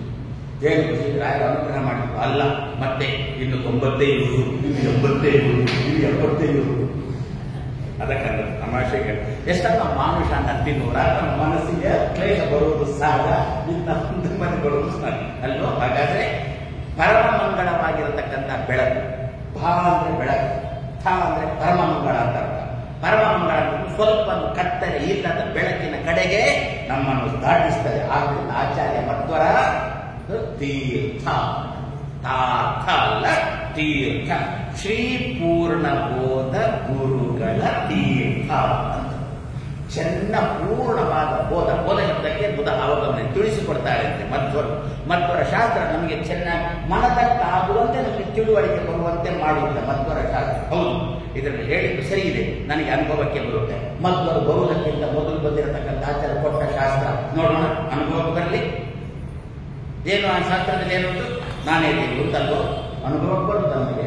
ಗುರುಗಳು ಹೇಳಿದ್ದಾರೆ, ನಾನು ಕೇಳ್ತೇನೆ ಅಂತ ಅಷ್ಟೇ, ಇನ್ನ ಅನುಭವಕ್ಕೆ ಬರುತ್ತಾ ಮಧ್ವರು ಕೊಟ್ಟ ಶಾಸ್ತ್ರ. ದೇವರು ದೊಡ್ಡವ, ಹರಿ ಸರ್ವೋತ್ತಮ, ನಾನು ನನ್ನ ದಾಸನಂತ ಆಚಾರ್ಯ ಮಧ್ವರು ಕೊಟ್ಟಿರತಕ್ಕಂಥ ಚಿಂತನೆ. ಹಾಗಾದ್ರೆ ಪೂರ್ಣವಾಗಿ ಅಂದ್ರೆ ಚೆನ್ನಾಗಿ ಬೋಧವನ್ನು ಕೊಡತಕ್ಕಂಥ ಗುರುಗಳು ಅಂದ್ರೆ ಆಚಾರ್ಯ ಮಧ್ವರು. ಅವರದ್ದೇನು? ಅವರ ಶಾಸ್ತ್ರ, ತೀರ್ಥ ಅವರ ಶಾಸ್ತ್ರ. ಆ ತೀರ್ಥ ಶಾಸ್ತ್ರವೆಂಬ ಸಮುದ್ರವನ್ನು ದಾಟಿ ಈ ಗಂಗೆ ಹೋಗ್ಬೋದು. ಗಂಗೆ ಎಂದು ಕೂಡ ಸಮುದ್ರವನ್ನು ದಾಟಿ ಹೋಗ್ಬೋದಲ್ಲ. ಎಲ್ಲರನ್ನು ಕೊಚ್ಚಿಕೊಂಡು ಹೋದ್ರು ಕೂಡ ಹೋಗಿ ಸೇರುವುದಿಲ್ಲಿಗೆ ಸಮುದ್ರವನ್ನು ಕೊಚ್ಚಿಕೊಂಡು ಮುಂದೆ ಹೋಗಲ್ಲ, ಸಮುದ್ರ ತನಕ ಹೋಗ್ತಾಳೆ. ಸಮುದ್ರವೇ ಅವಧಿ, ಪಾರ ಅಂದ್ರೆ ಸಮುದ್ರವೇ ಗಡಿ, ಅಲ್ಲಿ ತನಕ ಹೋಗ್ತಾರೆ ಅಲ್ವೋ? ಅದೇ ರೀತಿ ರಾಘವೇಂದ್ರ ಸ್ವಾಮಿಗಳ ಮಾತಿನ ಗಡಿ ಯಾವುದು ಅಂತ ಕೇಳ್ತೀರಾ?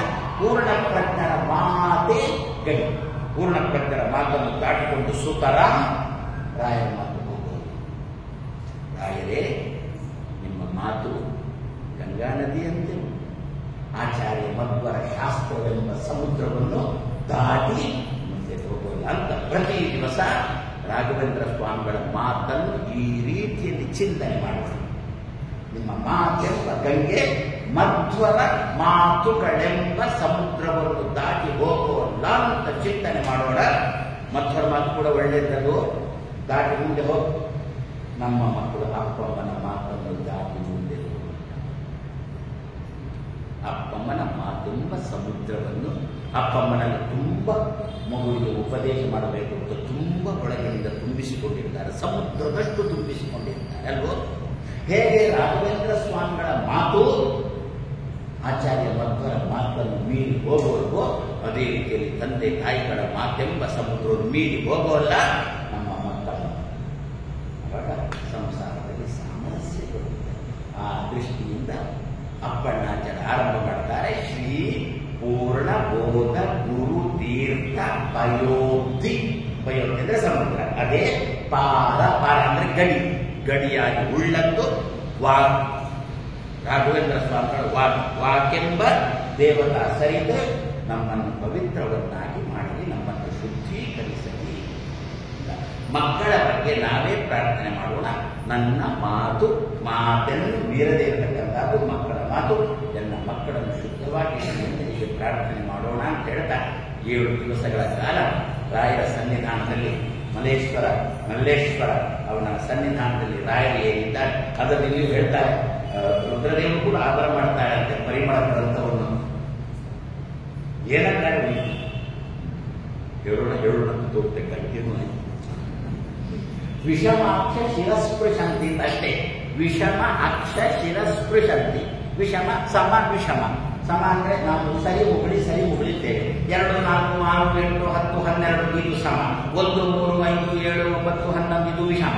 ರುದ್ರದೇವರಿಗೆ ಅಕ್ಷ ಎಷ್ಟು, ರುದ್ರದೇವರಿಗೆ ಕಣ್ಣೆಷ್ಟು, ವಿಷಮ. 3 ಕಣ್ಣು. ವಿಷಮಾಕ್ಷ ಮುಕ್ಕಣ್ಣನು ಕೂಡ ರಾಘವೇಂದ್ರ ಸ್ವಾಮಿಗಳ ಮಾತನ್ನು ತಲೆ ಮೇಲೆ ಇಟ್ಟುಕೊಳ್ತಾನೆ. ಅಪ್ಪ ದೇವರೇ ಎಷ್ಟು ಪರಿಮಳಭರಿತವಾದ ಮಾತು ಇಟ್ಟುಕೊಳ್ತಾರೆ. ಆದ್ದರಿಂದ ಅಂತಹ ರುದ್ರದೇವರ ಸನ್ನಿಧಾನದಲ್ಲಿ ರಾಯರ ಸನ್ನಿಧಾನದಲ್ಲಿ ಬಲಿಮಾನುಷ್ಯಗಳದ್ದು ಒಂದು ದೊಡ್ಡ ಕಾರ್ಯಕ್ರಮ ಏನು, ರಾಘವೇಂದ್ರ ಸ್ವಾಮಿಗಳಿಗೆ ರಥದ ಸಮರ್ಪಣೆಯ ಪರ್ವಕಾಲದಲ್ಲಿ ನಾಳೆ ದಿವಸ ಋಕ್ ಸಂಹಿತ ಯಾಗವೂ ಕೂಡ ಉಂಟು. ಅದೇ ನಾನು ಆರಂಭದಲ್ಲೇ ಹೇಳಿದ್ದೇನೆ, ರಥದ ಒಟ್ಟಿಗೆ ಸುವರ್ಣಗಳ ಸಮರ್ಪಣೆ ಎನ್ನುವುದನ್ನು ನಿನ್ನೆ ದಿವಸ ಹೇಳಿದ್ದೆ. ಹಾಗೆ ಅವರು ಉಪನ್ಯಾಸ ಮಾಡಬೇಕು ಅಂತ ಹೇಳಿಕೊಂಡು ವಿದ್ಯಾಧೀಶ ತೀರ್ಥರು ಬಲಿಮಾನುಷ್ಯರವರು ಹೇಳಿದ್ರು. ಏನು ಹೇಳಿದ್ರು ಕೂಡ ಮಲ್ಲೇಶ್ವರದ ಜನ ನೀವು ಹೇಳ್ತೀರಿ ಅಂತ ಗೊತ್ತು, ಆದರೂ ನನ್ನ ಮೇಲೆ ಅಭಿಮಾನದಿಂದ ಕೂತಿರ್ತೀರಿ ನನಗೆ ಗೊತ್ತು, ನಾನು ಗೊತ್ತು ಏನು ಹೇಳಲಿಲ್ಲ. ಏನು ನಿಮ್ಗೆ ಗೊತ್ತು ಅಂತಂದ್ಬಿಟ್ರೆ ಅದು ಮಾಧುಸ್ವಾಮಿ ಏನು ಹೇಳಿದ್ರು ಕೂಡ ಬಲಿಮಾನುಸ್ವಾಮಿ ಹೇಳಿದ್ದಕ್ಕೆ ಹೇಳುವುದಲ್ವಾ. ಹೌದು, ನಾನು ಅದನ್ನು 100ಕ್ಕೆ 100 ಒಪ್ಪಿಕೊಳ್ತೇನೆ. ಯಾಕೆಂದ್ರೆ ನನ್ನ ಬಾಯಿ ದಿವಸ ಒಂದು 4 ಮಾತು ಬರಲಿಕ್ಕೆ ಕಾರಣನೇ ವಿದ್ಯಾಧೀಶ ತೀರ್ಥರು. ವಿದ್ಯಾಮಾನ್ಯರು ಪಾಠ ಮಾಡುವರು, ಪಾಠ ಮಾಡಿದ ಮೇಲೆ ಮರುಗಳು ಒಪ್ಪಿಸಬೇಕು. ಉಪನ್ಯಾಸ ಕೇಳುವಂತೆ ಅಡ್ಡಿಲ್ಲ. ಉಪನ್ಯಾಸ ಕೇಳೋದಾದ್ರೆ ಉಪನ್ಯಾಸ ಕೇಳಿದೆವು, ಎದ್ದೆವು, ಇದು ಸಾಕಲ್ಲ. ಹಿಂದಿನ ದಿವಸದ ಪಾಠ ಮರುದಿವಸ ಅವರಿಗೆ ಒಪ್ಪಿಸಬೇಕು, ವಿದ್ಯಾಮಾನ್ಯರಿಗೆ ಒಪ್ಪಿಸಬೇಕು ಅಂತಂದ್ರೆ ಅದನ್ನು ಗಟ್ಟಿ ಮಾಡಿಕೊಡ್ತೇವೆ. ಗಟ್ಟಿ ಮಾಡಿಸಿದ್ದು ನನಗೆ ವಿದ್ಯಾಧೀಶ ತೀರ್ಥರು. ವಿದ್ಯಾಮಾನ್ಯರು ಪಾಠ ಮಾಡೋದು ರಾತ್ರಿ 1 ಗಂಟೆ 2 ಗಂಟೆ ತನಕ ನನ್ನನ್ನು ಕೂಡಿಸಿ ಅವರು ನನ್ನ ಬಾಯಿಯಿಂದ ಹೇಳಿಸಿ ಮತ್ತೆ ಅವರು ಮಲಗುವಾಗ ವಿದ್ಯಾಮಾನ್ಯ ತೀರ್ಥರು ಎದ್ದು ನಿನ್ನೆ ಪಾಠ ಹೇಳುವುದು ನನಗೆ ಉದ್ದೇಶ. ಆದ್ರಿಂದ ಏನು ವಿದ್ಯಾಧೀಶರು ಹೇಳಿದ್ದಕ್ಕೆ ಉಪನ್ಯಾಸ ಮಾಡಬೇಕು ಅಂತ ಹೇಳಿದ್ದಕ್ಕೆ ರಾಯರ ಸನ್ನಿಧಾನದಲ್ಲಿ ಉಪನ್ಯಾಸ ಮಾಡಿದ್ದರಿಂದ ರಾಯರ ಅಂತರ್ಯಾಮಿ ಪ್ರೀತನಾಗಿ ನಮ್ಮನ್ನೆಲ್ಲ ಅವರ ವಾಕ್ ದೇವತಾ ಸರಿದು ನಮ್ಮನ್ನು ಪವಿತ್ರವನ್ನಾಗಿ ಮಾಡಿ ಬಂದಿರತಕ್ಕಂತಹ ಮಾತು ಪರಿಮಳವಾಗಿ ಇರಲಿ ಅಂತ ಆಶಿಸಿ 2 ಮಾತನ್ನು ಕೃಷ್ಣಾರ್ಪಣ ಅಸ್ತು.